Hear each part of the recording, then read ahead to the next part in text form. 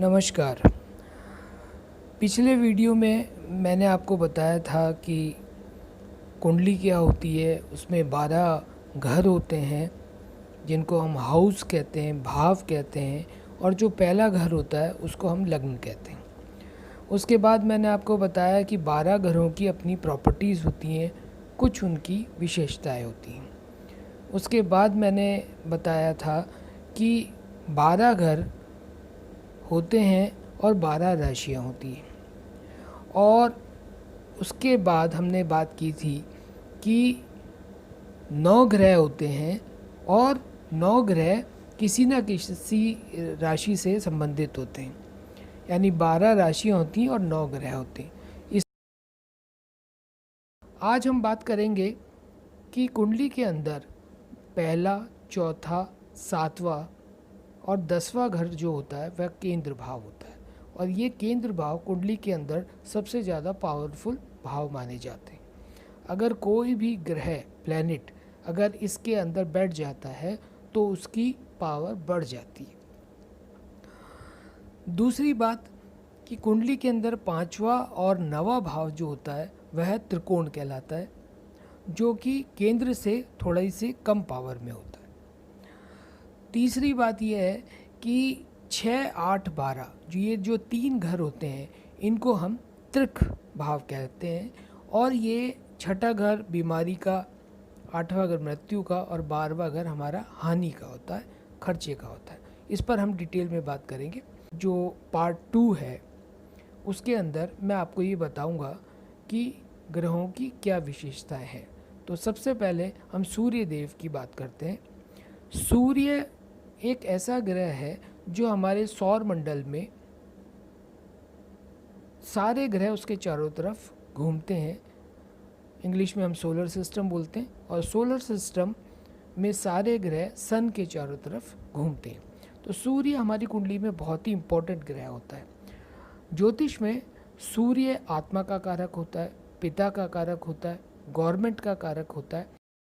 दूसरा जो ग्रह है वो है चंद्रमा।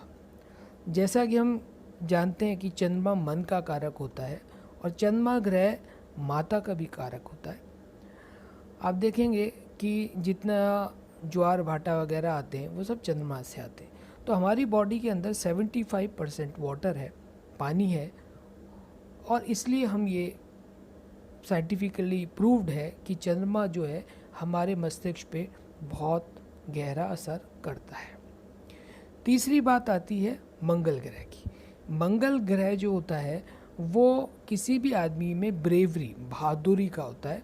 जितने भी लोग पुलिस में, आर्मी में जाते हैं उनके सबके मंगल बहुत अच्छे डिग्री के होते हैं, पावरफुल होते हैं।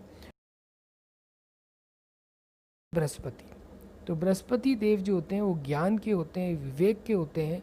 जितने भी जो एजुकेशन के अंदर टीचर्स हैं उनके बृहस्पति बहुत अच्छे होते हैं, और जिन लोगों का बृहस्पति बहुत अच्छा होता है उनका एक्सप्लेनेशन पावर बहुत अच्छा होता है, वो कोई बात को बहुत अच्छी तरह समझा सकते हैं।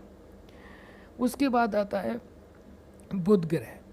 बुध ग्रह को हम बुद्धि का ग्रह भी माना जाता है, और बुध ग्रह जो है वो आदमी को डिप्लोमेसी देता है। तो ऐसे आदमी बहुत तोल मोल के बात बोलते हैं, और बहुत ही उनकी जो समझ या बुद्धि की प्रखरता होती है वो बहुत अच्छी होती है। इसके बाद जो ग्रह आता है वो आता है शुक्र। शुक्र देव जो हैं वो एक तरीके से आप ये कहो कि जो मेटेरियलिस्टिक लाइफ है, जो आपकी ये दुनियादारी है, जिसके अंदर जो आप देखते हैं बड़े बड़े जो सेलिब्रिटीज़ हैं जो इतनी अच्छी लाइफ जी रहे हैं, वो सब शुक्रदेव की कृपा से जी रहे हैं। शुक्रदेव दुनियादारी की लग्जरी, सुख सुविधाएं वाली ज़िंदगी, चकाचौंध वाली ज़िंदगी ये देता है। जिन लोगों के शुक्र ख़राब होते हैं उनको ये सब नहीं मिलता, और जिनके शुक्र अच्छे होते हैं उनको मकान, धन दौलत, ज्वेलरी, इत्र, खुशबू, सब शुक्र का खेल है। वो आता है शनिदेव। शनिदेव देखा जाए तो शनिदेव के बारे में काफ़ी भ्रांतियाँ हैं कि शनि की 7.5 लग गई, शनि की ढैया लग गई, शनि बहुत ख़राब है। ऐसा कुछ नहीं है। शनिदेव एक न्यायाधीश हैं, और वो आपको हर 7.5 साल के अंदर आपके पिछले जो आपने कर्म किए उसकी जो भी उसका न्याय है, तर्क संगत न्याय के हिसाब से आपके कर्मों का आपको फल देते हैं। अब वो अच्छा है या बुरा है ये तो कर्मों पे डिपेंड करता है।